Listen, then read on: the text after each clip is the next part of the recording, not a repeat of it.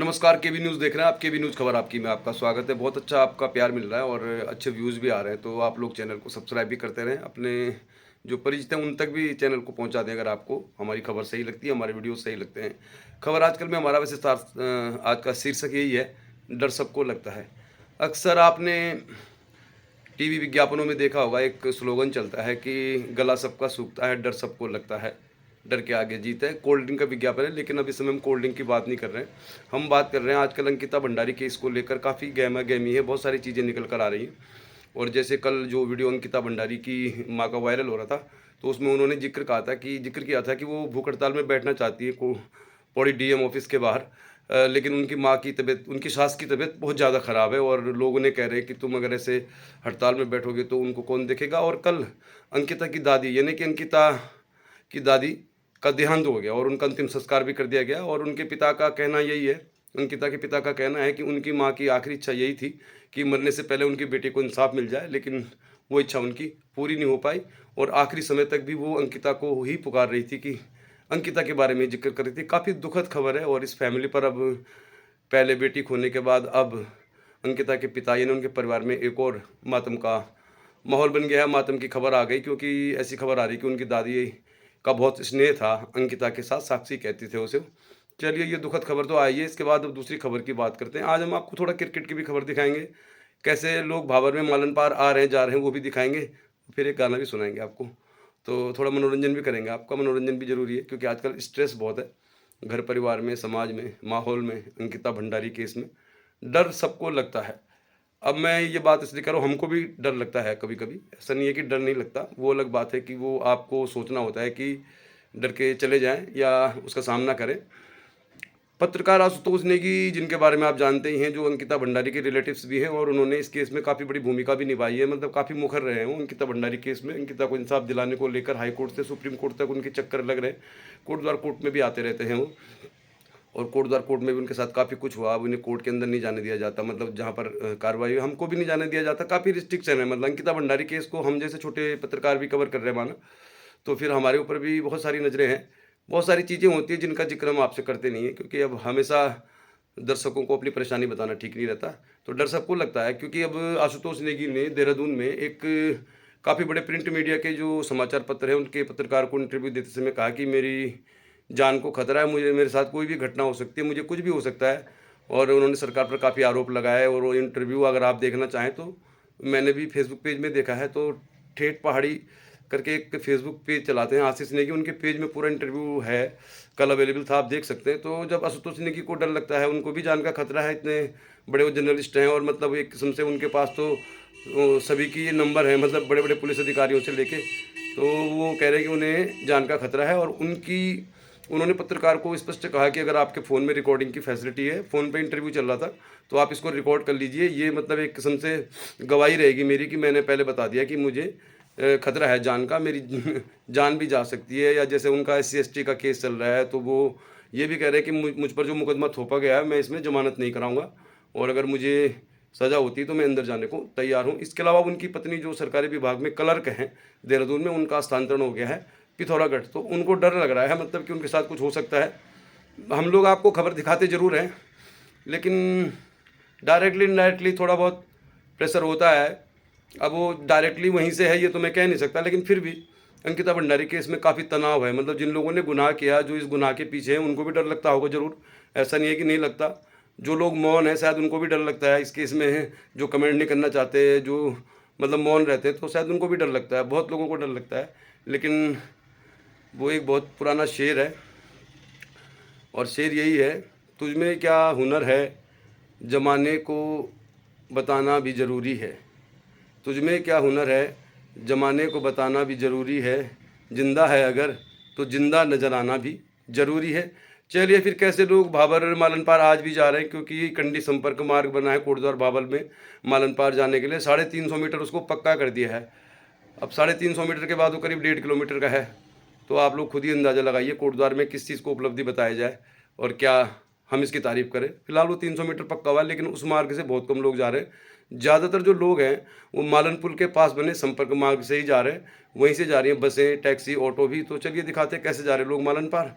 इसके बाद आपको थोड़ा वहीं पर मालन के बगल में ही मालन पुल जहाँ पर टूटा हुआ, वहीं पर इंटर कॉलेज का खेल मैदान है, वहाँ पे क्रिकेट का टूर्नामेंट चल रहा है, उसकी भी एक झलक दिखा देते हैं। बाकी इसकी सेमीफाइनल फाइनल हम आपको जरूर दिखाएंगे टूर्नामेंट की।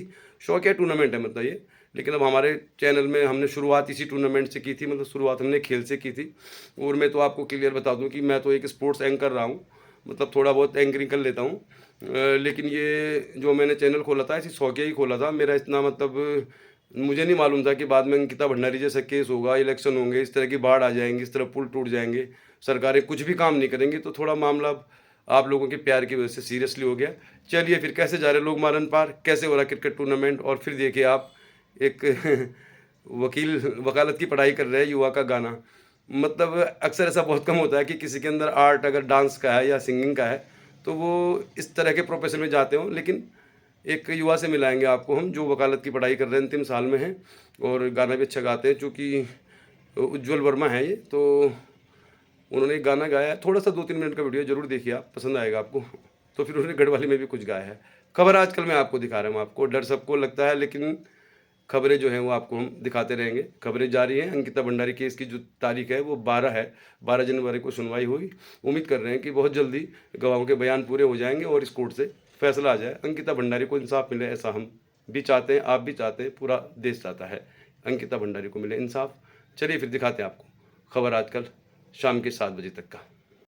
कोटद्वार बाबर के मालन पार जाने का जो मसला है अभी ख़त्म नहीं हुआ है और अभी भी लोग मालन पार 40,000 से ज़्यादा लोग रहते हैं वहाँ पे। बहुत सारी फैक्ट्रियाँ भी हैं, बहुत सारी कंपनियाँ हैं, बहुत सारे स्कूल हैं, आना जाना लोगों का लगा ही रहता है। लेकिन अब यहाँ जाने के लिए फ़िलहाल मालन पुल की जो बात हुई थी, मालन पुल टूटा हुआ है और इसको लेकर 1-2 बार खबरें ज़रूर आई थी समाचार पत्रों में कि इसके लिए 28 करोड़ रुपये का बजट पास हो गया है। BHU ने मतलब इसका इंस्पेक्शन कर लिया है, अब इसके टेंडर पड़ने वाले हैं। लेकिन फ़िलहाल सबसे बड़ा मसला यही है कि बरसात तक अगर मालन पुल नहीं बना या मालन पुल से आवागमन नहीं हो पाया तो फिर लोग इस तरह ही जाते रहेंगे। कंडी संपर्क मार्ग हो या मालन के पास से बना हुआ संपर्क मार्ग वो काफ़ी ख़राब है और मुझे 1-2 प्रत्यक्षदर्शियों ने बताया कि इस मार्ग में भी आगे बहुत पत्थर हैं, कई लोग इसमें गिर भी रहे हैं। लेकिन अब क्या करें, माहौल ही कुछ ऐसा है, जैसे मैं शुरू से कह रहा हूँ कि लोग कुछ कहना नहीं चाहते।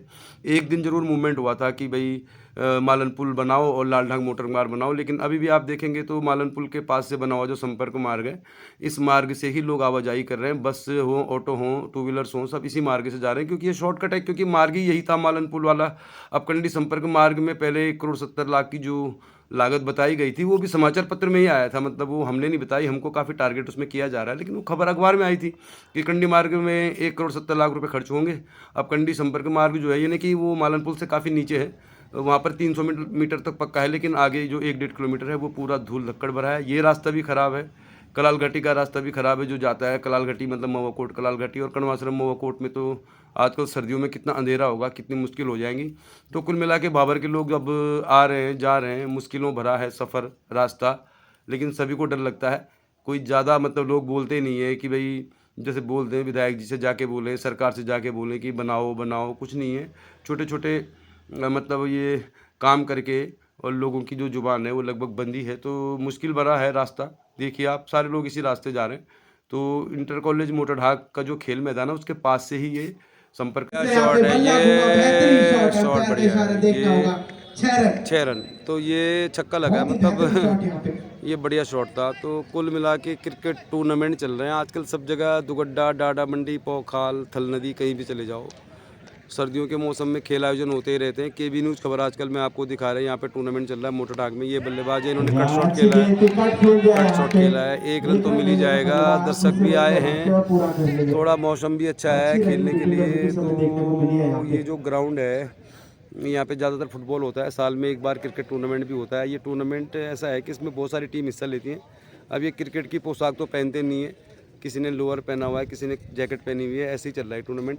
लेकिन ये टूर्नामेंट काफ़ी पॉपुलर है इस क्षेत्र में और ज़्यादातर हम इस तरह दिखाते नहीं है क्योंकि प्रॉपर जो क्रिकेट की जो यूनिफॉर्म होती है वो किसी ने पहनी भी नहीं है। शौकिया टूर्नामेंट है, मतलब जो लोग क्रिकेट के शौकीन हैं वो लोग इस टूर्नामेंट में हिस्सा लेते रहते हैं। इसमें बहुत ज़्यादा टीमें हिस्सा लेती हैं। फिलहाल फिट टू लिव जो है टीम, इसके बल्लेबाज कर रहे हैं बल्लेबाजी, विकेट तो नहीं गिरा कोई, एक छक्का लगा है, ज़्यादा रन नहीं बने। थोड़ा सा आपको दर्शक स्टैंड भी दिखाते हैं। खबर आजकल देख रहे हैं आप, खबर आजकल में आपको खेल, राजनीति, मनोरंजन सब कुछ दिखाई देगा। और ये बल्ला चलाया इन्होंने, गेंद बल्ले की मुलाकात नहीं हुई, तो ये ऐसे ही है, बस ये 7-8 बार बल्ला घुमा दिया इन्होंने, इनके बैट पे बॉल आ नहीं रही है। तो ये जो टूर्नामेंट है ये बहुत पॉपुलर तो ज़रूर है, लेकिन इसमें इस टूर्नामेंट में जो टीमें हैं वो अपना खेलने का शौक़ पूरा करने के लिए भी आती हैं। तो आपको थोड़ा दिखाते हैं मैदान में दर्शकों की स्थिति क्या है। देखिए आप भी साइड में बहुत सारे दर्शक बैठे हुए हैं। एक दो बॉल और दिखा देते हैं आपको, फिर आपको दिखाते हैं। फ़िलहाल ये लग रहा है कि बल्लेबाजी कर रही टीम, एक छक्का ही लगाया इन्होंने खाली। केबी न्यूज़ खबर आजकल देख रहे हैं आप। ये बॉल हवा में है और मुझे लग रहा है यहाँ पे 4 रन मिल जाएंगे बल्लेबाज को।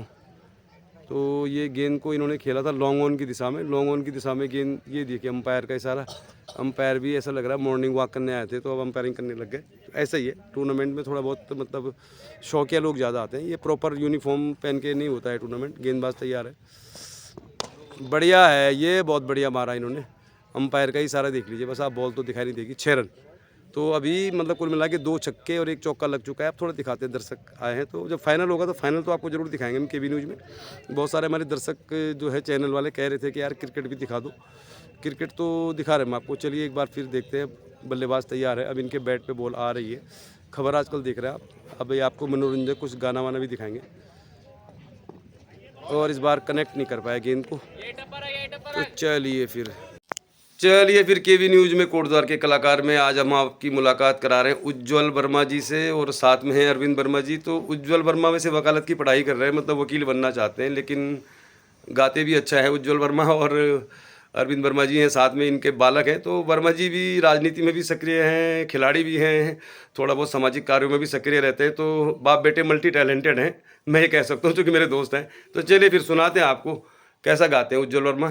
कोशिश करेंगे कि वर्मा जी कुछ गढ़वाली में भी गा दें। तो केबी न्यूज़ में आपको दिखा रहे हैं हम कोटद्वार के कलाकार। ओ तेरी मिट्टी में मिल जावा गुल बन के, मैं खिल जावा इतनी सी है दिल की आरज़ू।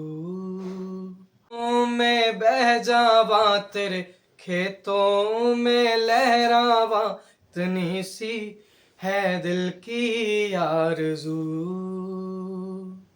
क्या फिक्र तुझे क्यों आँख से दरिया बहता है, तू कहती थी तेरा चांद हूँ मैं और चांद हमेशा रहता है। ओ वतना वे मेरे वतना वे, तेरा मेरा प्यार निराला था, कुर्बान हुआ तेरी अस्मत पे मैं कितना नसीबों वाला था।